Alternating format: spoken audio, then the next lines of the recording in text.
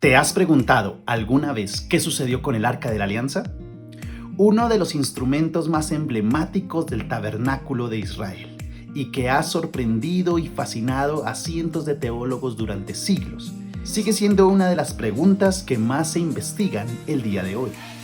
Este instrumento, que fue depositado, introducido en el lugar santísimo en el tabernáculo mientras Israel vagaba en el desierto, en realidad era un cofre, hecho de madera de acacia, recubierto de oro y con una tapa en donde tenía dos querubines tallados en oro con sus alas extendidas.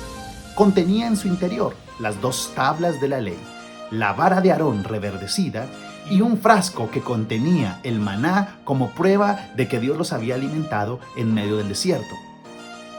Este instrumento, que fue pedido por Dios en Éxodo capítulo 25 para que fuera el lugar más santo y sagrado en medio del pueblo, fue aquel instrumento que ayudó a Israel con victorias, conquistas de territorios para tomar posesión de lo que hoy en día llamamos Israel. La última vez que en un libro canónico fue mencionado fue en el segundo libro de Crónicas capítulo 35 verso 3.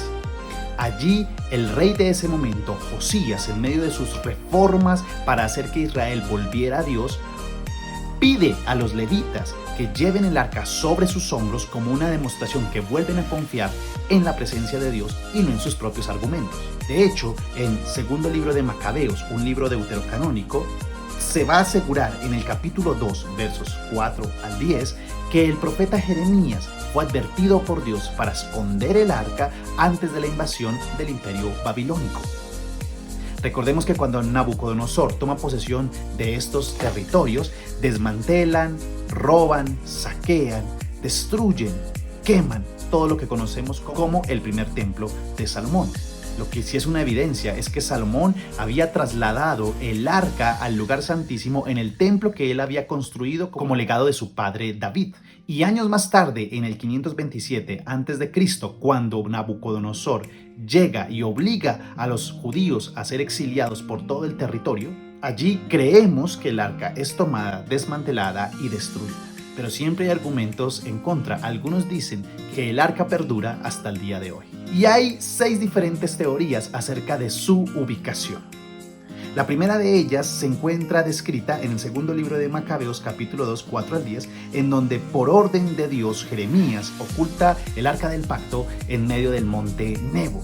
Se dice que permanece allí hasta el día de hoy, protegida y guardada de los ataques de Babilonia en su momento y de todo aquel que quiera hacer de ella un elemento de destrucción. No está de más decir que el arca del pacto representaba la gloria de Dios en medio de los hombres. Así que este instrumento seduce a muchos para control y para demostrar poder sobre los demás. La segunda teoría dice que está oculta bajo el templo de Jerusalén, o bueno, lo que hoy en día conocemos como una mezquita, la mezquita de la roca o del Duomo dorado. Recordemos que a los judíos solo les queda un muro llamado el Muro de los Lamentos, pero algunos dicen y aseveran que el Arca del Pacto está escondida en este lugar.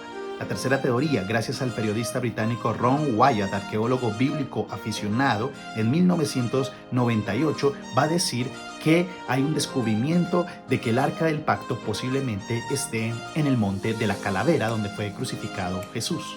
Otros periodistas británicos como Graham Hancock en 1989 va a decir que el Arca del Pacto fue oculta en una de las iglesias de Etiopía, que para el primer siglo el cristianismo fue muy bien recibido por estas regiones africanas. Y la quinta y sexta teoría son las menos probables, pero se va a decir en algunos momentos que iba a estar ubicada en Zimbabue y otros de hecho que iba a estar ubicada en Irlanda como manera de esconderla de las guerras que hubo en Europa.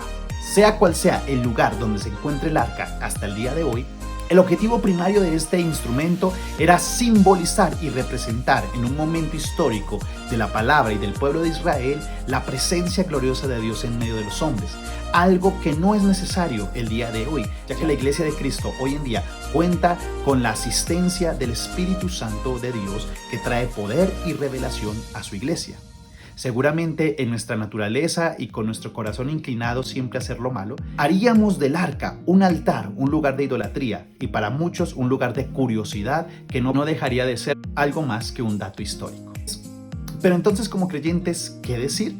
Seguramente, y es lo que creen la gran mayoría de eruditos, el arca de la alianza fue destruida, desmantelada, saqueada por el imperio babilónico en el 527 cuando invadió Israel.